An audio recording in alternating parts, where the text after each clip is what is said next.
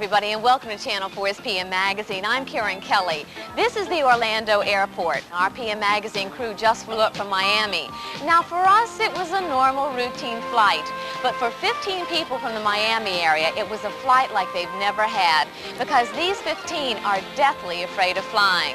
In just a moment, we'll tell you about the Coral Gables man, a former airlines pilot who is helping them overcome their fear. You may not spend a lot of time flying, but just think how an uncontrollable fear of flying might limit your life. You couldn't accept a job where you might have to fly for business. An out-of-town family emergency might be difficult to reach, and overseas vacations are almost out of the question, unless you resolve to conquer your phobia.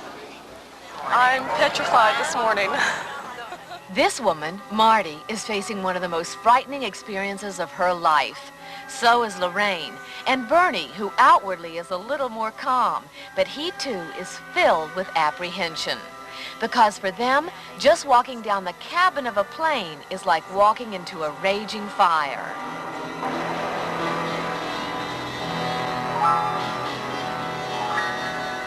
Many of us have only to worry about the cost of a flight. Otherwise, we'll gladly pack our bags and hop on a plane anywhere. But if Bernie, Lorraine, and Marty can even summon up the courage to get on a plane, they're left to face a fear so strong they're certain they won't live through it.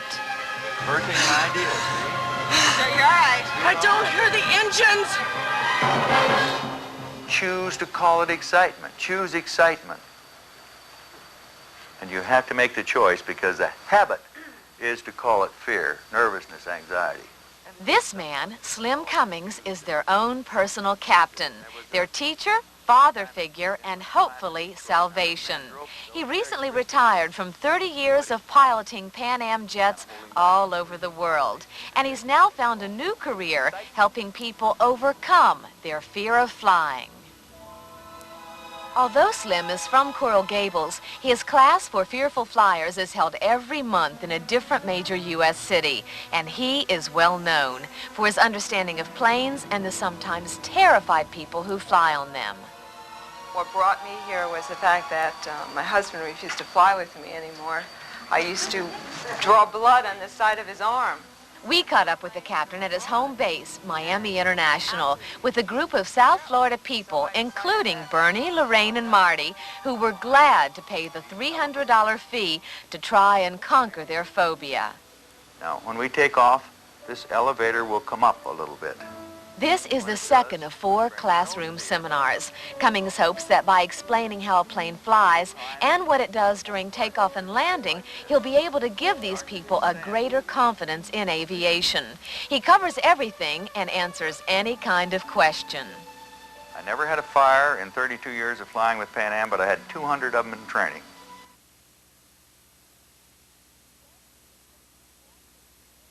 He does give a basic education in aviation, and for the first time, these people have someone connected with flying whom they can trust. Everything that happens on there is tenfold to you. Like that's, even that bell. What was that? So they leave the seminars with the hope they'll make it through the final exam, a graduation flight they'll all take together. That will be the ultimate test of whether they've learned to control their fear. It's 8 a.m. and Captain Cummings' graduation flight is going to depart in a matter of minutes. We'll fly from Miami International to Orlando. That's about a 25-minute flight. So let's go inside and see if everyone showed up. It's a pretty good turnout. All but 2 of the 17 students are here.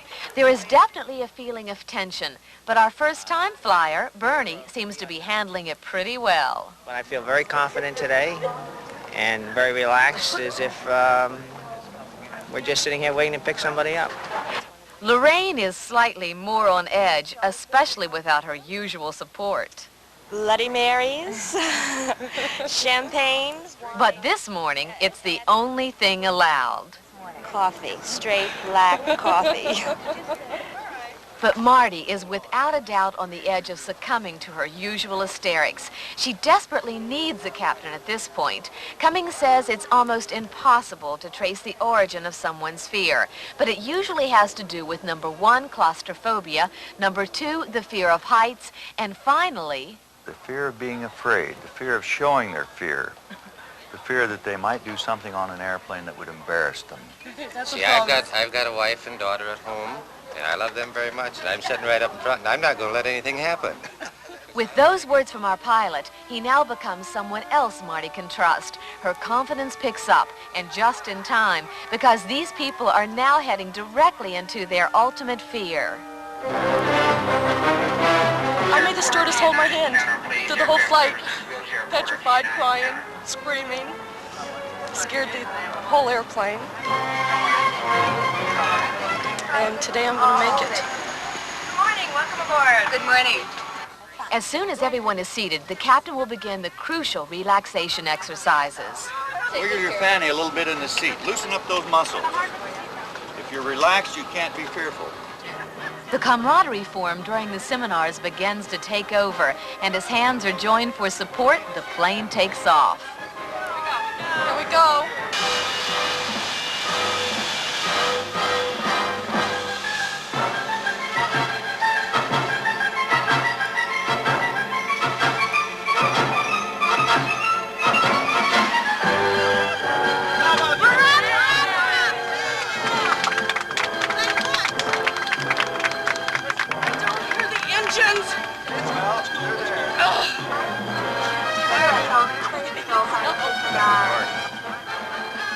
The calming voice of the captain works like a charm on Marty, and the remainder of the flight to Orlando is easy flying for everyone. How are these people going to be able to fly without you? They don't need me anymore. They needed me this one time. But they have their own strength.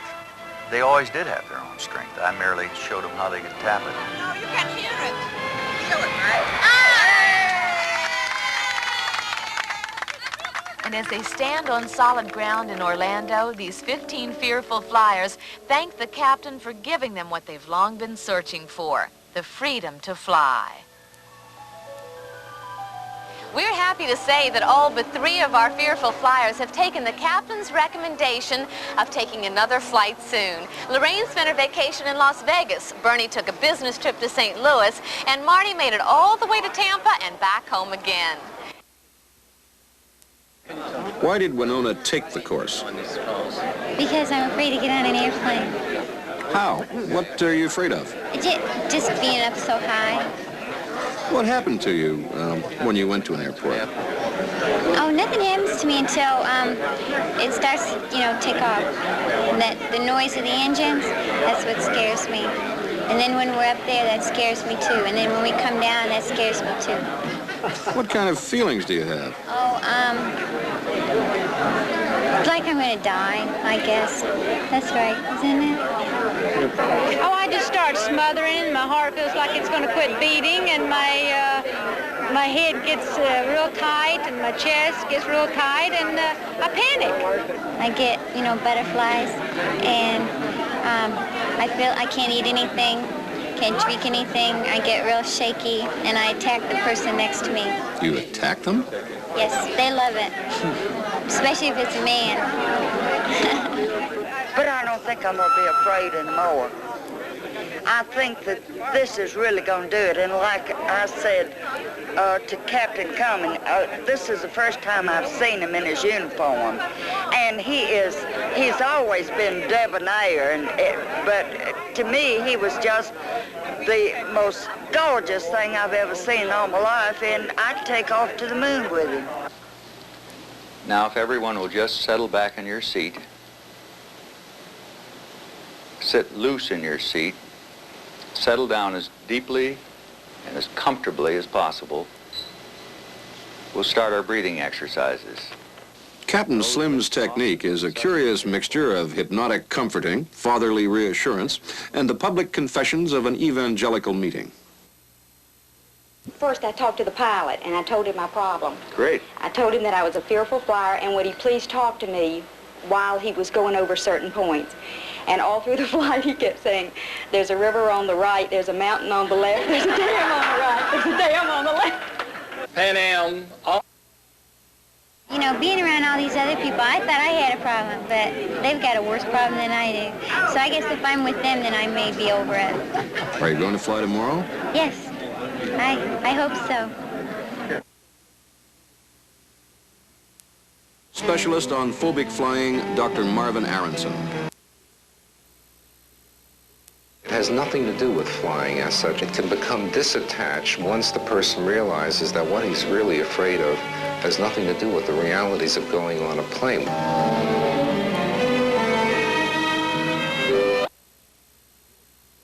Hear the roar of all that good, satisfying power. Okay. I'd say about another 10 seconds we should be airborne. 5 seconds, 4 seconds. All right. Okay. I'll let you know. After we get off the ground. Okay, just about. Now, we are airborne right now. Here's the gear. All right? Here's the gear. We did it. We did it, oh, sure.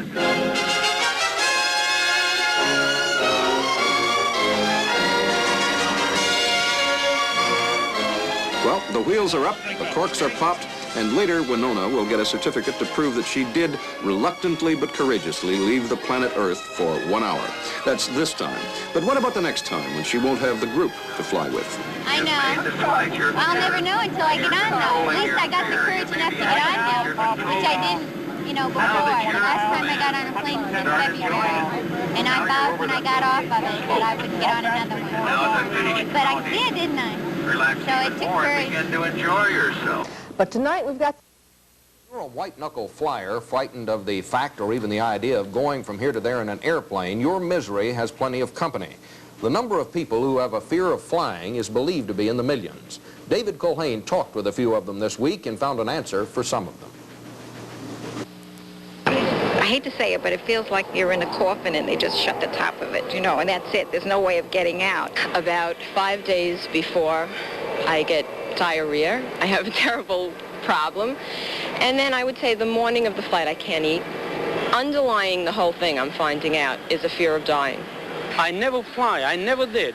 Just to develop this fear in my mind since I was maybe 14 or 15 years of age. So you've never yet been on an airplane? I never have been on a plane, no, sir. They are talking about the fear of flying. Not just a dull ache, but the kind of paralysis of fright that may mean you refuse to fly at all. But for the nominal fee of $100, you can take a 7-session seminar that is almost guaranteed to let you soar into the air. If not happily, at least without getting sick to your stomach. The course is run by Captain Truman W. Slim Cummings, a veteran Pan American Airlines pilot who is also something of a psychologist. We're reaching you at a deeper level. Your fear isn't at an intellectual level. It's at an emotional level, and that's the subconscious mind. All kinds of people come to his seminars in cities around the country. They tend to be college graduates in their late 30s, and there are usually more women than men. Most have flown before. Less than 5% have never flown in a commercial jet. What makes them different is that they are frightened silly by even the thought of taking off in an airplane. Anxiety begins as soon as I know I'm going. It becomes more real when the tickets are purchased, and it becomes more vivid on the way to the airport, boarding, and the worst part for me is the revving of the engines when we're taking off. Then my stomach is tight. I feel terrified. Most of his students think Slim Cummings is terrific, a kind of father image. Even those who think he is a bit corny agree that his methods work. That's a compliment to me that is corny. That's fine. There's a lot of evangelism that goes in this. I accept that. So the classes and briefings are over. The soul searching is finished about the whys and wherefores of this phobia against flying. Now the question is, will these fearful flyers get on this airplane for their graduation flight? Out of a class of 65, only one failed to show up. Slim has a success rate of about 95%. Each person is allowed to bring a friend. something like a human security blanket. And were they nervous? You bet your life they were. And now the takeoff. They made it.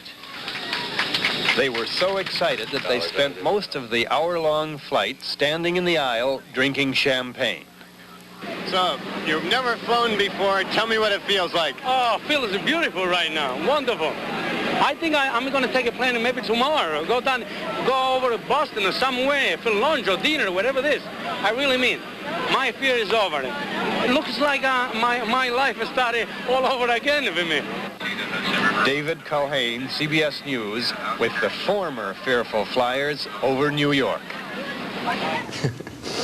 That's the news. I'm Bob Schieffer, CBS News, New York. But we start with flying. Well, this morning I flew down from the northeast after last night's special edition of the programme from Newcastle. The flight was smooth and easy, and anyway, flying doesn't particularly worry me. But for thousands of people, flying can be a terrifying experience. Some people, even though their job perhaps requires that they should take the odd plane trip, just can't bring themselves to do it. Well, last weekend, for the first time in Britain, the American airline Pan Am started a course costing £100 to try to cure people of their fear of flying. With the power of your creative imagination, I want you to visualize yourself on a beautiful, quiet, secluded beach. There is a warming sun overhead and a gentle breeze that carries a bracing smell of salt air. You are alone, contentedly stretched out on a large, soft towel on the white sand. Inhale slowly and deeply. Hold that inhalation now as I count. 1,000, 2,000, 3,000. Now exhale. Let go. Relax. I've always found it difficult to believe that aircraft actually can fly, to have faith in whatever it is that's meant to be holding them up. My logic in the face of all reasonable arguments simply says they should come down. Add to that those grisly details of the crashes we simply have to read about, and you've got a fear of flying. Now for me, my anxiety, I prefer to call it, is just a little inconvenience. I have to fly, very often in fact. Sometimes I'm a little uncomfortable, though sometimes very tense. But for millions of other people, it's more than just that little inconvenience. And they're aerophobics.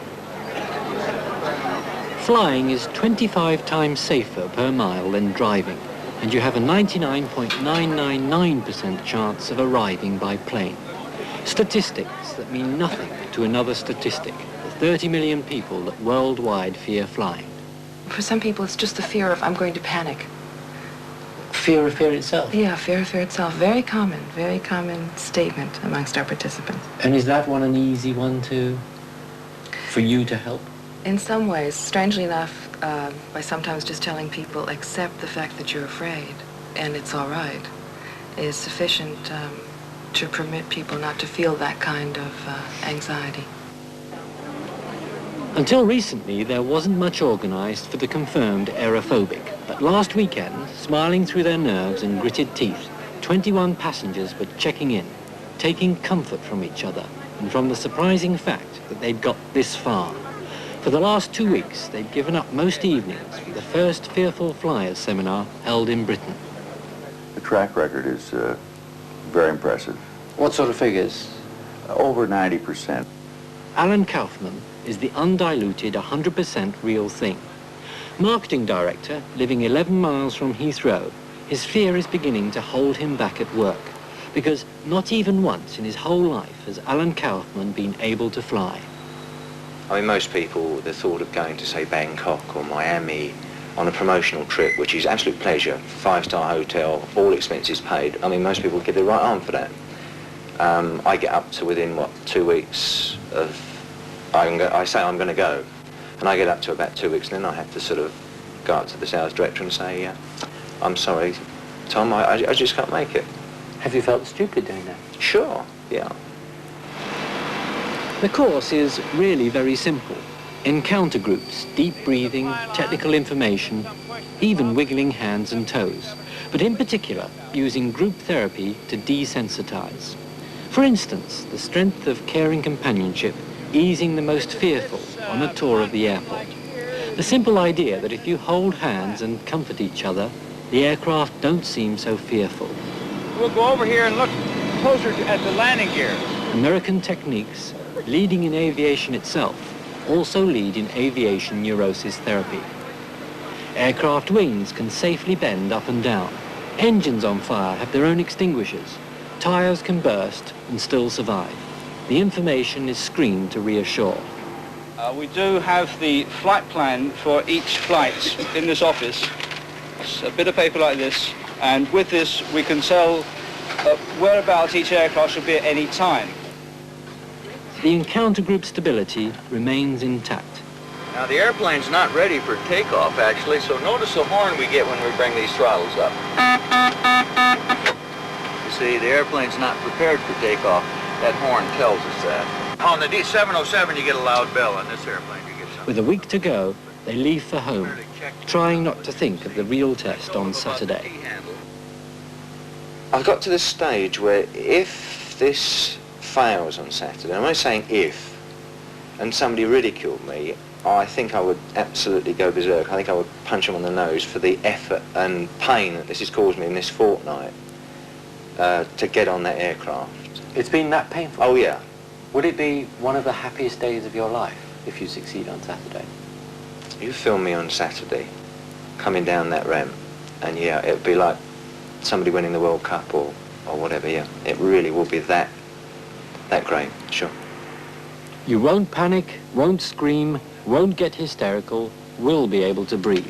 Every participant has a cassette, and for the last few days they're virtually ordered to listen to it constantly, accept, confront, and then finally understand their fear. On Saturday morning, the question was who would and who would not turn up.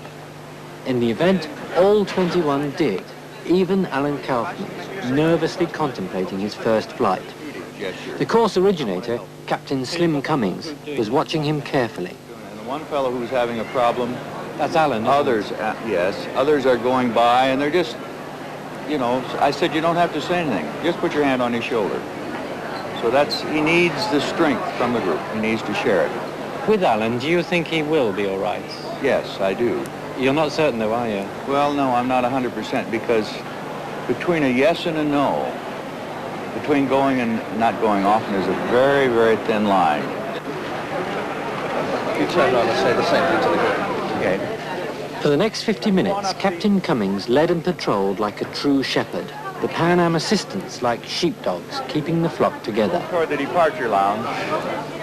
Okay. The announcements, the carpets, the uniforms, walkie-talkies, duty-free, security. So much threatening strangeness.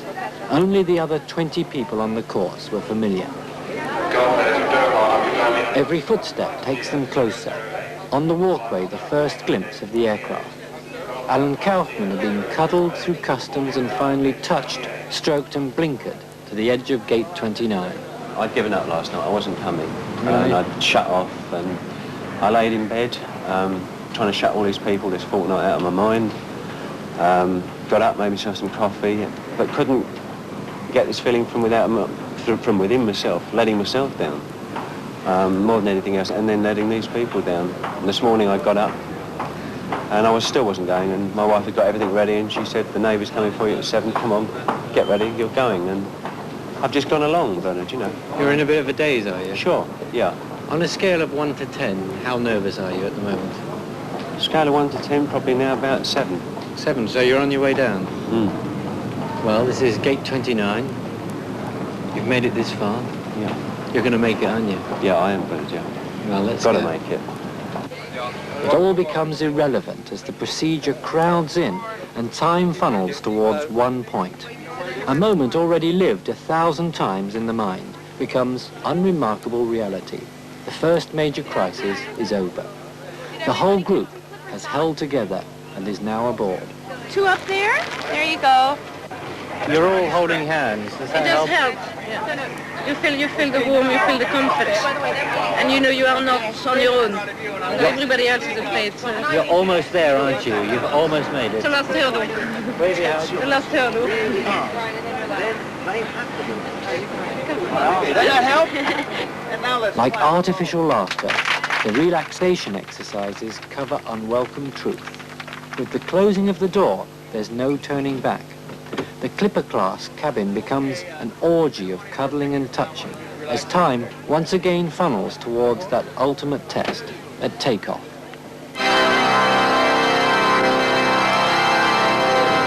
On the 747, there are 10 exit doors, 5 on the left side and 5 on the right side.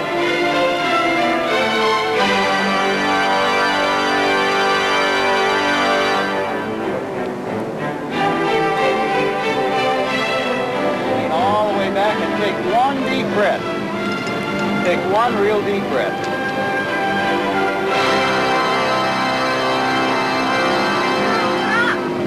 We're up. Yes, we are. We're up.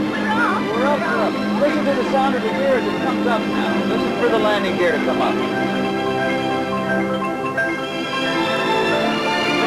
Let's celebrate that.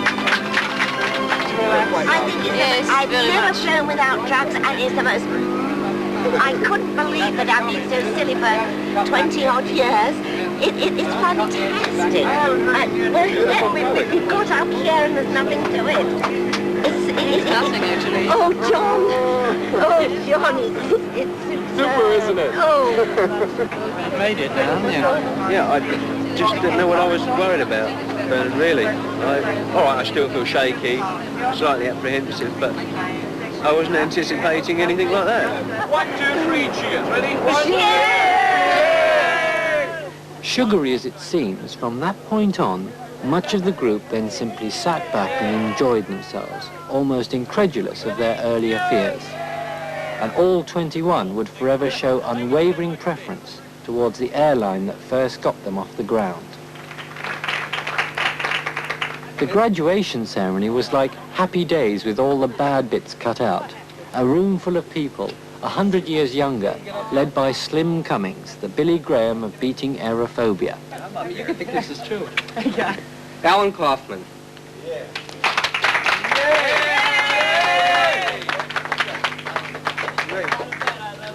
Go get the world. Thanks very much, Jay. Very proud moment, yes. Jay. Okay, my friend. I don't think I've ever felt so wonderful in my life. This is the first time I've ever been abroad in my life. But it's more than that. I think it's to share what we've all experienced. We haven't just experienced a one-day flight, we've experienced a fortnight's flight. And we've all come through in our ups and downs, one step at a time. And here we all are tonight, and we're going to go back tomorrow. And Slim, I can't thank you enough. All of you.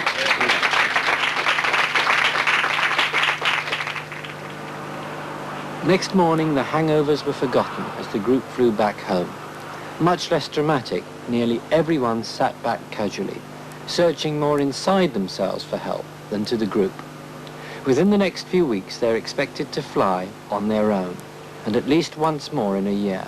By that time, their fear of flying should just be a minor inconvenience. Fear of flying, I'm afraid of dying, but I still get along with you. Still get along with you, 'cause I need to.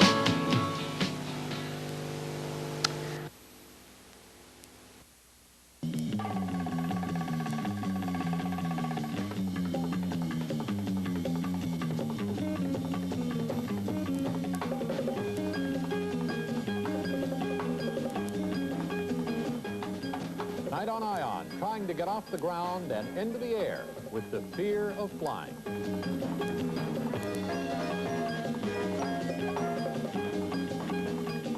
And casino gambling in Atlantic City.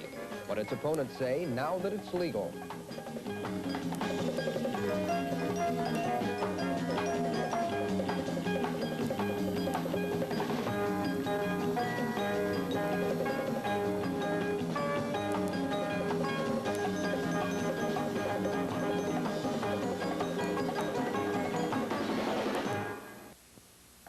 welcome to Ion. And I'm Terry Ruggles. We'll be back with those stories in just a moment. Soaring through the sky. Of course, that dream has been achieved in modern times. For many Americans today, airplanes and air travel are just about as common as a trip to the convenience store and the family car. In all, over 5 million of us are taking to the sky each year, and we're spending almost $16 billion doing it. But only a few decades ago, flying was merely a fantasy, a sparkle in the eyes of a few young daredevil inventors, the men with the flying machines. Those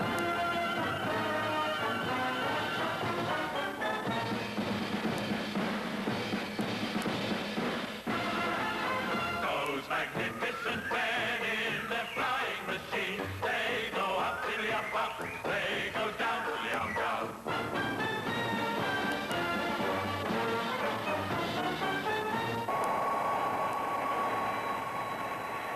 Allegheny 556, runway 27 left, clear to land, wind 3608. Flying has come a long way in less than a century.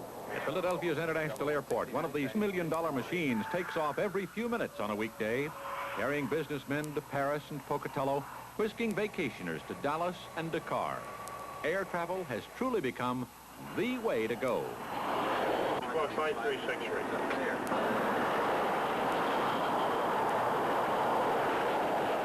Tires leave the runway, the landing gear tucks into the belly of the plane. Another flight is airborne. The descendants of those old flying machines are sleek, ultra-modern aircraft with complicated instruments and an almost endless list of safety devices. Radar stations around the world track each plane as it soars from departure point to destination. Truth is, it's safer to fly around the world than to drive to the shore in the family car.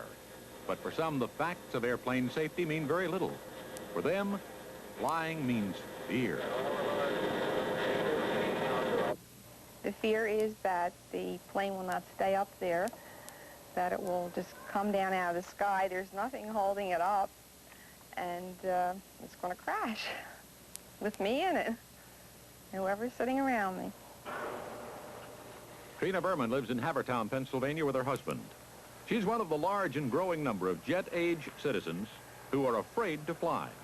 Many, like Trina, use tranquilizers or alcohol to help them cope with the stresses of flying. I take a lot of tranquilizers. I tranquilize myself the night before, tranquilize myself when I get up, and then I take one when I get to the airport, and sometimes I need one when I'm on the plane. I'm not so much afraid of death at other points as I am on a plane. A plane, somehow, I feel is, you know, a vehicle of death.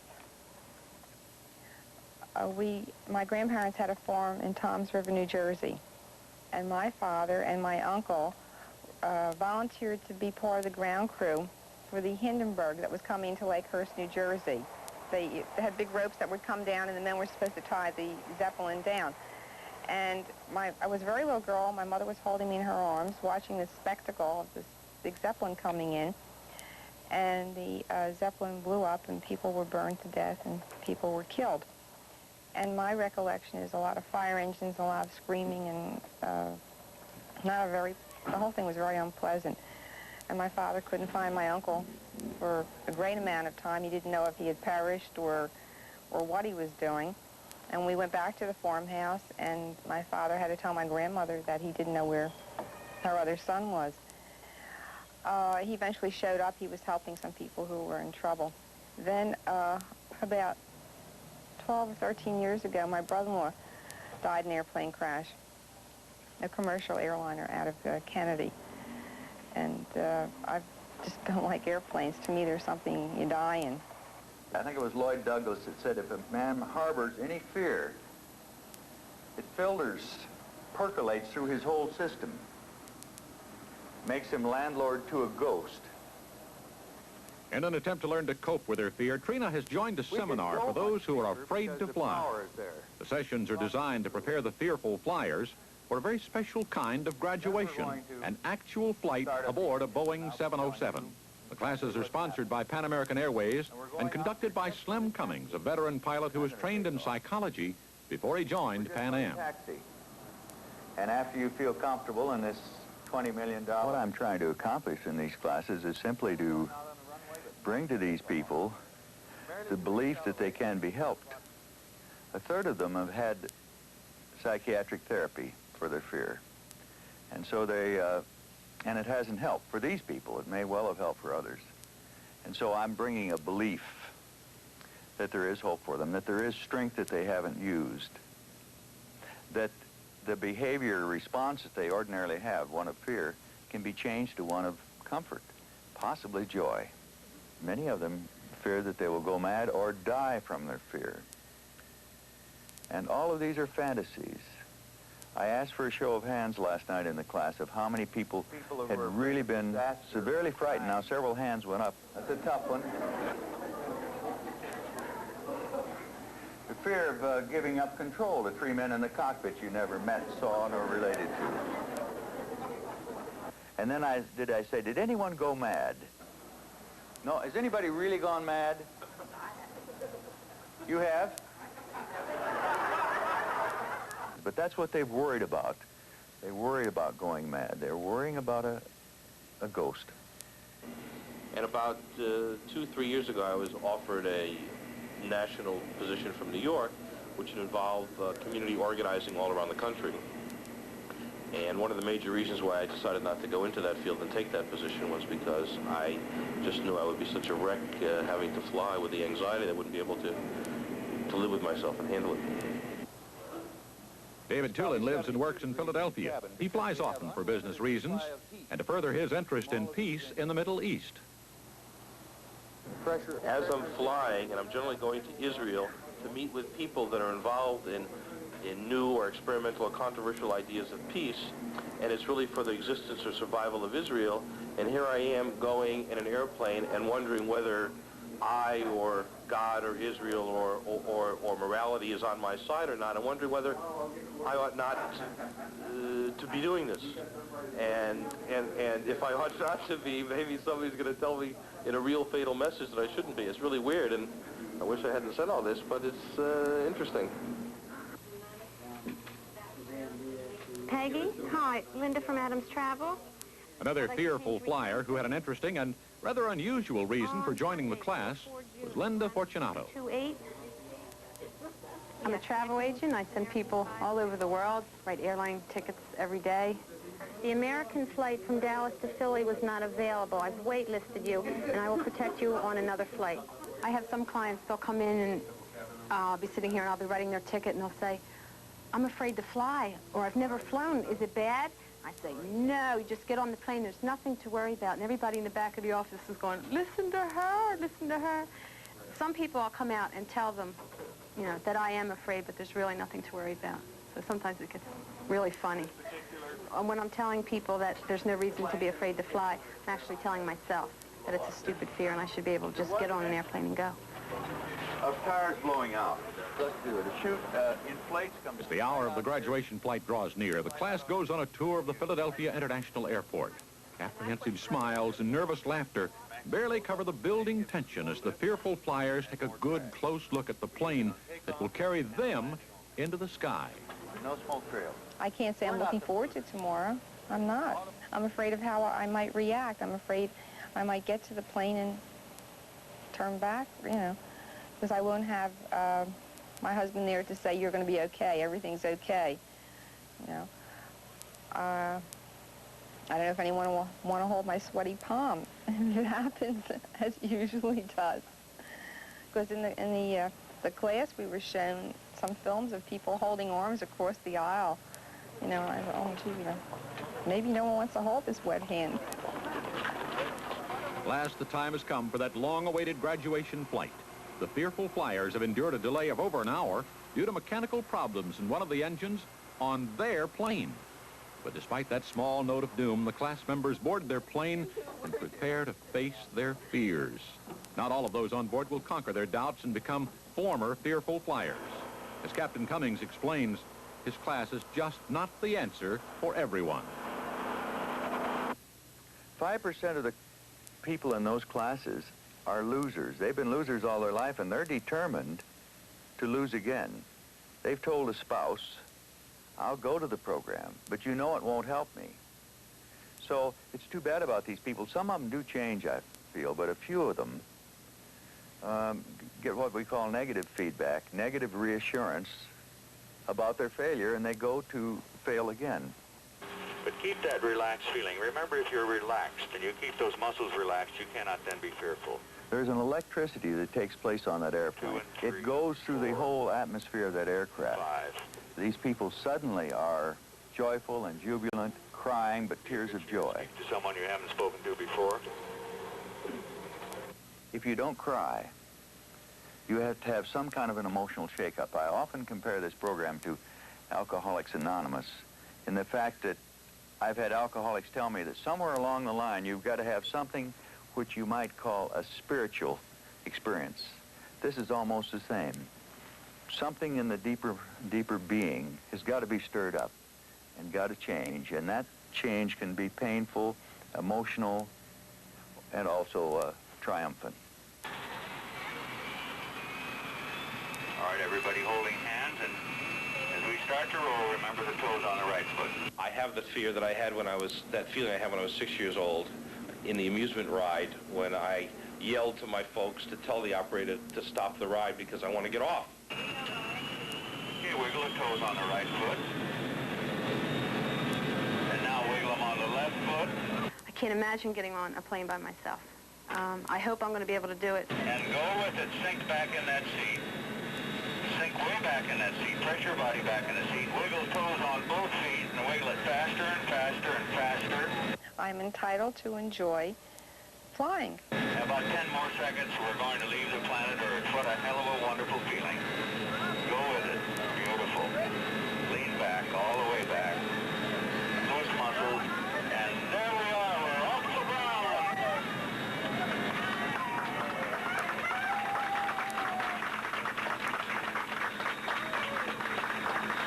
Stand, if you will. It helps. Unfasten your belt and stand up.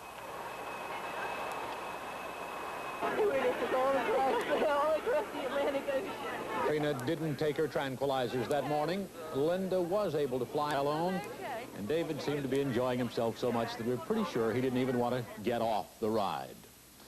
As Slim Cummings would say, all three managed to slip the surly bonds of Earth and become former fearful flyers. Of course, not all the class members conquered their fears that day, but for most, it was a moment of triumph.